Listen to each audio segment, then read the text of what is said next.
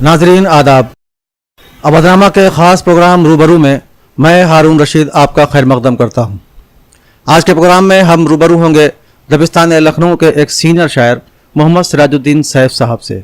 हम उनसे जानेंगे कि उन्होंने इनकम टैक्स जैसे अहम महकमे में रहते हुए उर्दू शायरी के गेसू संवारने में किस तरह से रोल अदा किया। सिराजुद्दीन सैफ साहब, आपका अवधनामा के रूबरू प्रोग्राम में खैर मकदम है।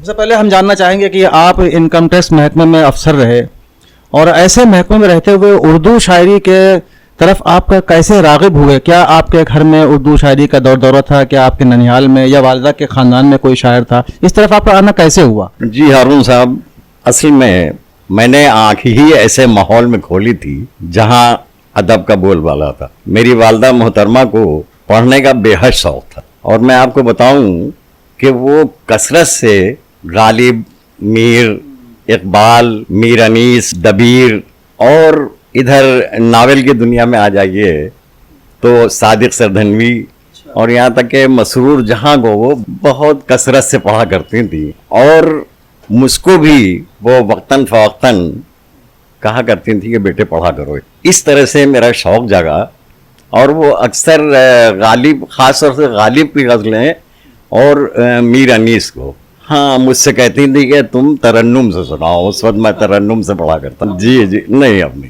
तो वो तरन्नुम से सुना करती थी। और मज़े की बात आपको ये बताएं कि हमारे वालिद साहब को इस माहौल से कोई मतलब नहीं था, मगर साहब उसके बावजूद अजीब शख्सियत थे कि उनका पूरा ताउन रहता था।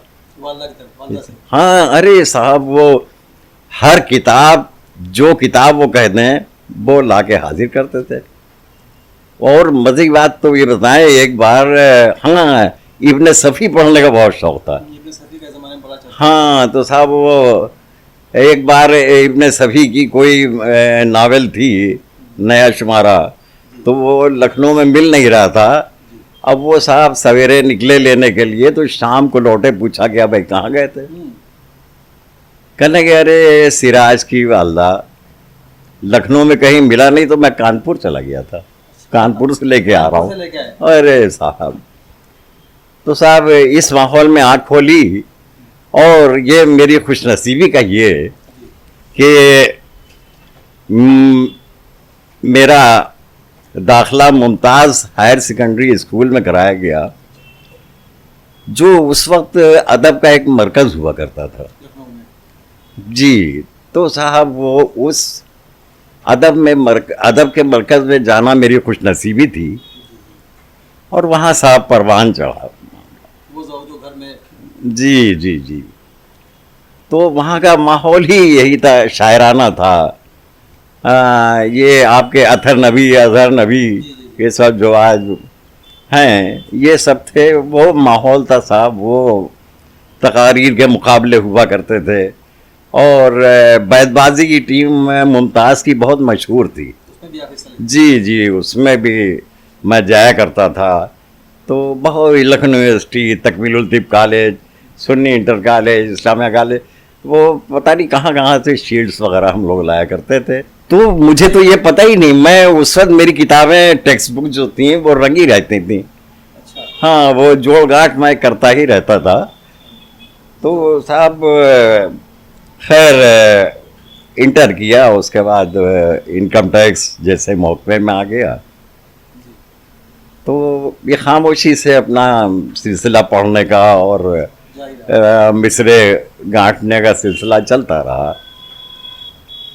फिर वो नौकरी में आ गया, जाहिर है, तो वहाँ की जिम्मेदारियाँ थीं, तो इस तरफ से दिमाग थोड़ा सा हट गया। सन 80 में मेरा ट्रांसफ़र सीतापुर हुआ। सीतापुर में साहब अचानक एक उस्ताद शायर से मुलाकात हुई। जी अल्लाह बख्श मजाज हनफी सीतापुरी। क्या नाम था? अल्लाह बख्श मजाज हनफी सीतापुरी। तो साहब वो बड़े ही मुशफिक और मुखलिस इंसान साबित हुए और उन्होंने इतना मुतासिर किया कि मैं उनके पास बैठने लगा। उनकी शायरी से मुतासिर। जी, बैठने लगा। फिर वो कहने लगे भाई आप भी शेर कहा कीजिए। तो हमने कहा, वो पहली बार मेरे उसे अपने आप निकला, उस्ताद मैं शेर कहता हूँ, ये मिसरा लीजिए, कागज पे लिख के दिया, आज शाम को नशिस्त है चलिएगा। खैर मैंने मिसरा ले लिया, घर गया, छुट्टी का दिन था, और शाम को आके मैंने उन्हें दिखाया। तो बहरहाल कुछ मिसरे उन्होंने कहे कि इनको सही कीजिए, तो वहीं बैठ के मैंने सही किए। उसके बाद उन्होंने देखा, कहने लगे ठीक बिल्कुल चलिएगा साहब, उसी बार नशिस्त में ले गए। अब वहाँ नशिस्त में साहब आप ताज्जुब करेंगे कि इकबाल महशर रायबरेलवी, आरिफ सीतापुरी, वसी सीतापुरी, कैफ अहमद सिद्दीकी, ऐसी ऐसी नामवर शख्सियात उस नशिस्त में बैठी थी।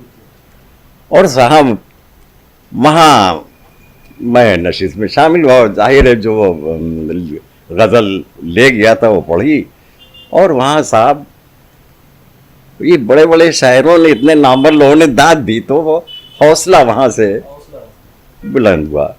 फिर वो हमारे उस्ताद मोहतरम मिसे दे दिया करते थे, हम ले जाते थे कहीं। वो हाँ, उन्होंने ये कहा कि देखिए मैं अपने बहुत से शागिर्दों को अपने लफ्ज़ियात भी देता हूँ, ज़रूरत पड़ने पर मिसरे भी देता हूँ और अशार भी देता हूँ, मगर क्योंकि आप में सलाहियत है तो आपको अपने शेर खुद ही कहना पड़ेंगे। एक बार, दो बार, तीन बार, तो मैं आपको बताऊँ, आप ताज्जुब करेंगे, बाज़ शेर ऐसे हैं मेरे कि जो 20-20 बार उस्ताद के पास जाकर लौट कर आए हैं, तब फाइनल हुए। क्या आपको याद है कोई उस पहली गज़ल का कोई शेर जो आपने उस मिसरे पर कही थी? नहीं, याद बिल्कुल नहीं रह गई, बिल्कुल याददाश्त तो अब इस लायक नहीं रह गई, बिल्कुल याद नहीं रह गया हमें। अच्छा, आप सीतापुर में हनफी मजाज साहब के शागिर्द हुए, तो उनके साथ आप मजाज हनफी के शागिर्द हुए, क्या उनके साथ आपने मुशायरों में भी शिरकत की? हाँ साहब, वो ये तो ताज्जुब है कि मालूम कुछ नहीं था और बड़े बड़े ऑल इंडिया मुशायरों में भी शिरकत की, कामयाब रहे साहब। वो उस वक्त अल्लाह ने आवाज़ दे रखी थी, तो अशार मान लिया कुछ हल्के भी रहते होंगे तो आवाज़ की बदौलत कामयाब हो जाते थे। तो ये कौन सा ज़माना था, लगभग सन कुछ हमारे नाज़रीन को बताएं आप। सन 80 से सन 84 तक। जी जी। और उसके बाद ये मैंने महसूस किया कि इस शेर व शायरी से मेरी जो ऑफिशियल जिम्मेदारियां हैं उन पे असर पड़ रहा है। तो मैंने साहब बहुत अपने साथ ज़्यादती की, सख्ती की, और मैंने अपने को शेर व शायरी से दूर कर लिया बिल्कुल। आपने बताया कि आपकी मुलाजिमत के जिम्मेदारियां मुतासिर हो रही थीं, इसलिए आपने 4-5 साल मुस्तकिल मुशायरे में सरगर्म रहने के बाद फिर अपनी जिम्मेदारियों तरफ आप मुड़ गए और आपने खुद को शायरी से दूर कर लिया। फिर दोबारा आप इस तरफ कैसे आए? शौक बरकरार रहा। वो जब कभी भी मौका मिलता था तो चुपचाप शेर कह लिए और तकिया के नीचे रख दिए, तो वो सिलसिला तो चलता रहा। हम समझते हैं कि ये 80 की दहाई, 80-90 की दहाई उर्दू शायरी का एक बहुत सुनहरा दौर हुआ करता था। हम उसको आखिरी उरूज का दौर भी कह सकते हैं, हम कह सकते हैं, हम ज़रूरी नहीं कि आप उससे इत्तेफाक करें। लेकिन आज भी आप मुलाजिमत से सुबुदोश होने के बाद जिस तरह की शायरी कर रहे हैं, जिस तरह के मुशायरों और नशिस्तों में शिरकत कर रहे हैं, आपकी बहरहाल एक नज़र है, एक मुशाहिदा है, एक तज्जिया है आपका। तो वो जो दौर था आपका, जब आपने शायरी शुरू की, तो मुशायरे आप पढ़ रहे थे, और आज का जो दौर है, इसमें आप क्या फ़र्क महसूस करते हैं शायरी के मेयार और वक़ार के लिहाज से? हारून साहब देखिए, सही बात तो ये है कि किसी तरह का कोई फर्क नहीं पड़ा है। अच्छा। शायरी उस वक्त भी हो रही थी, शायरी आज भी हो रही है। अच्छी शायरी उस वक्त भी होती थी, आज भी हो रही है। बुरी शायरी उस वक्त भी होती थी और आज भी हो रही है। अभी आज सुबह हमने पढ़ा जमील जालिबी का एक कौल कि खराब शायर बनने से बेहतर है कि आदमी राजमिस्त्री हो जाए, क्योंकि ये भी कार्य मुफीद है। इससे आप कहाँ तक मुत्तफिक हैं? बिल्कुल मुत्तफिक हूँ, बिल्कुल मुत्तफिक हूँ। आप ये देखिए कि मीर से लेके आज तक जो बहुत अच्छे शायर थे वही जिंदा हैं, जो कम अच्छे थे वो धीरे धीरे जहनों से निकल गए, और जो बेकार शायर थे उनका नामो निशान भी कहीं नहीं है। यही पहले भी होता था, यही आज भी है और यही आगे भी होता रहेगा। आप जब सीतापुर में आप बाकायदा सरगर्म थे, वहाँ क्या शहरी नशिस्तें होती थी जिस तरह से आज लखनऊ में आप हैं, यहाँ की नशिस्तों को आप देख रहे हैं? सवाल अहम यह है कि ये जो शहरी नशिस्तें जिनमें आप शिरकत करते हैं, आप खुद देखते हैं और आपने वो दौर भी देखा है, तो आज की शहरी नशिस्तें क्या अदब परवरी में या शेर परवरी में, सुखन परवरी में किस हद तक मुआविन है? आपका क्या ख्याल है? कोई ज्यादा फर्क नहीं है, कोई ज्यादा बिल्कुल फर्क नहीं है, बिल्कुल वही हालात हैं और हमें उम्मीद है कि ऐसे ही रहेंगे। फर्क क्या है? उस वक्त फारसी ज़दा अल्फाज इस्तेमाल, आज का दौर आप ये देखिए कि हिंदुस्तानी ज़बानों का इस्तेमाल शायरी में हो रहा है और ये खुशाइंद है, अच्छी बात है। इससे अवाम से राब्ता आसानी से हो जाता है। मतलब कहने का ये है कि शायरी जो है वो सादा ज़बान में हो, उस ज़बान में हो जिससे आवाम से हम बराह रास्त रूबरू हो सकें और इस बीच में नाक़िद का कोई काम न रह जाए, कोई ख़ास काम न रह जाए। जी जी जी, बिल्कुल यही कहना है मेरा। आपने बिल्कुल सही मेरी बात पर। अच्छा सिराज भाई, एक बहुत अहम सवाल है, थोड़ा सा मुश्किल भी हो सकता है लेकिन हम पूछना चाहेंगे आपसे क्योंकि आपसे एक ताल्लुक़ भी है बराह रास्त हमारा, और ये प्रोग्राम भी हमारा ऐसा है कि हम बेलाग गुफ्तगू करें। मौजूदा लखनऊ में, चूँकि आप लखनऊ के परवरदा हैं और आपने बहुत करीब से शहरी माहौल को देखा है और आलमी मंजरनामे पर भी आपकी नज़र है, तो मौजूदा लखनऊ में जो शोरा आपके सामने हैं उनमें किन को आप समझते हैं कि इनसे ज़्यादा उम्मीदें हैं आगे चलकर, या कौन मोतबर हो सकते हैं, या कौन मोतबर हैं, कौन काबिल ज़िक्र हैं? भाई ये तो बहुत टेढ़ा सवाल आपने कर दिया। सभी, मैं तो आप देखते हैं मैं नशिस्तों में जाता हूँ और हर एक को बहुत गौर से सुनता हूँ। छोटे से छोटा शायर भी कोई ऐसा नहीं है कि जो कभी न कभी कोई अच्छा शेर ना दे जाता हो, और अगर उनका मशक़ सुखन जारी रहा तो हो सकता है इन्हीं में से कोई आगे निकल जाए, अपना नाम पैदा करे, तो हमें मायूसी की ज़रूरत नहीं है। मायूसी की ज़रूरत नहीं है, अच्छा ख्याल है।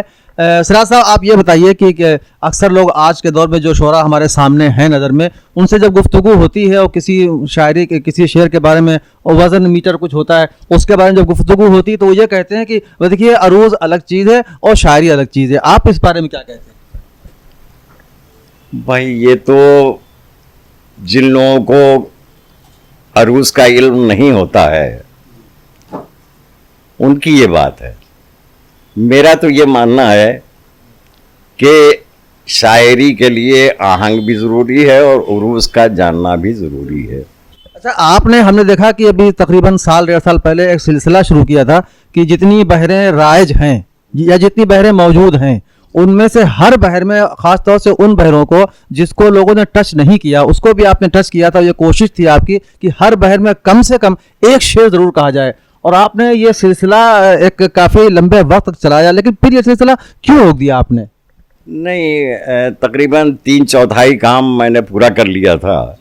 उसी बीच मेरी आँखों में प्रॉब्लम कुछ हुई, तो वो दोनों आँखों का ऑपरेशन हुआ और वो सिलसिला मुनक़ता हो गया। और आप तो जानते हैं एक बार किसी काम से ज़हन हट जाए तो उस तरफ माइल करने में भी वक्त लगता है।